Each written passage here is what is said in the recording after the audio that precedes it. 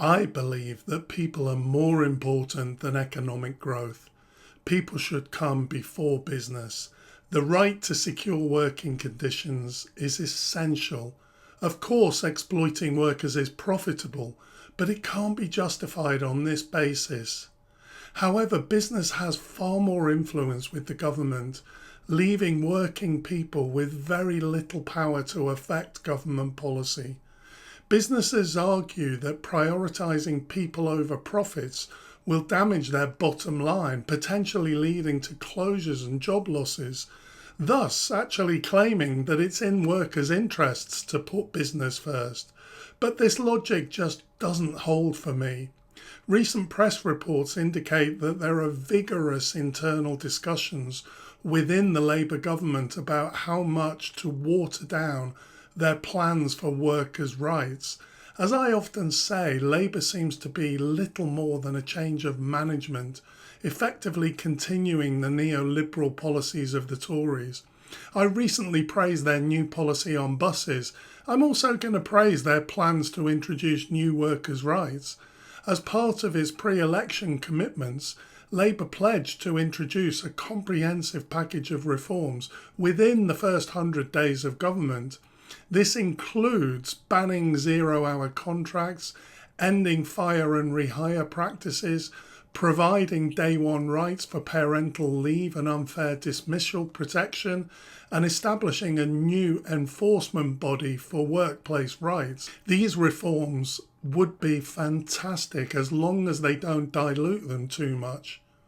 Currently, employees must work for at least 2 years to qualify for protection against unfair dismissal, to have sick pay or parental leave. Labour proposed the idea of day one rights, but this has faced significant opposition from business interests. I'm worried that Labour will be persuaded by business to water down their plans. I'm disappointed in the Labour Party for shying away from its true purpose and kowtowing to business. It seems terrified of appearing too left-wing. Let's be a bit more brave about this. Reports earlier this year suggested that the president of the CBI privately advised the Labour Party to avoid adopting a European model of employment rights, and this lobbying campaign has persisted. A recent article in The Telegraph claims that 2/3 of British businesses believe Labour's reforms will harm British competitiveness. A survey of CBI members found that 62% predict a decline in the UK's attractiveness for investment and business over the next 5 years as a result of these reforms. Similarly, the Adam Smith Institute argues that Labour plans will harm struggling businesses and risk hindering growth and productivity gains. Such arguments are often reported in the press as though they're conclusive, that if implementing proper working rights will hurt business, then we simply shouldn't do it. But we need to pause and think about who these rights are meant to help. We're talking about people at the lowest end of the job market, those people in really insecure, low-paid jobs. A recent report from the UK think tank, the Work Foundation, indicates that many people are trapped in insecure work for years. They found that in the UK, 1 in 5 workers faces severely insecure unemployment, characterised by low pay, unpredictable hours, poor protections, and limited career progression. This chart shows the employment status of workers in 2021-22 who'd started insecure work in 2017-18. 44% of them were still in insecure jobs 4 years later, and 9.5% were now in involuntary worklessness. Only 39.6% had moved into secure jobs. This debunks the argument that any job will help people progress into more secure and sustained employment. Only a minority move on to more secure jobs. The Work Foundation report also found that insecure workers are 1.4 times more likely than those in secure jobs to experience involuntary worklessness due to ill health. This suggests that job security can be a factor in whether someone remains employed while managing a long-term health condition. There's been so much discussion of how worklessness is harming the UK economy and the importance of getting people back into work. None of this discussion has highlighted how one of the causes of worklessness is insecure jobs. This debate is purely about profit, and profit can never be put before people.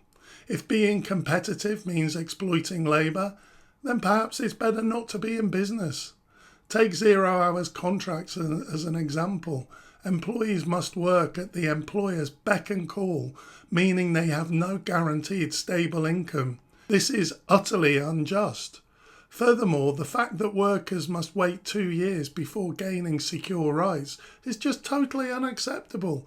Someone can work for 20 months and be fired without cause. Those who defend the exploitation of workers can, in some respects, be compared to those who oppose the abolition of slavery in the US. While I'm not suggesting that insecure work in the UK in 2024 is equivalent to being a 19th century slave in the US, the types of arguments used to justify it bear striking parallels. For example, in 1860, Edward Ruffin wrote about the widespread ruin and destruction that would follow slave emancipation. He argued that the wealth and production of the southern states and the northern manufactures, commerce and wealth would all be perished by freeing slaves.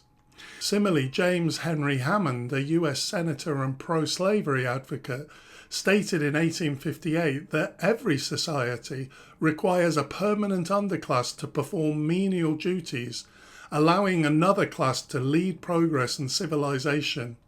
Hammond was openly saying that a permanent underclass is needed to support the economy. Of course, this wouldn't be acceptable to say this now, but I think that there are parallels between the attitudes expressed towards the abolition of slavery and the availability of basic rights to all workers. We're basically saying that there are some people who are destined to stay in insecure work and that this is good for the economy.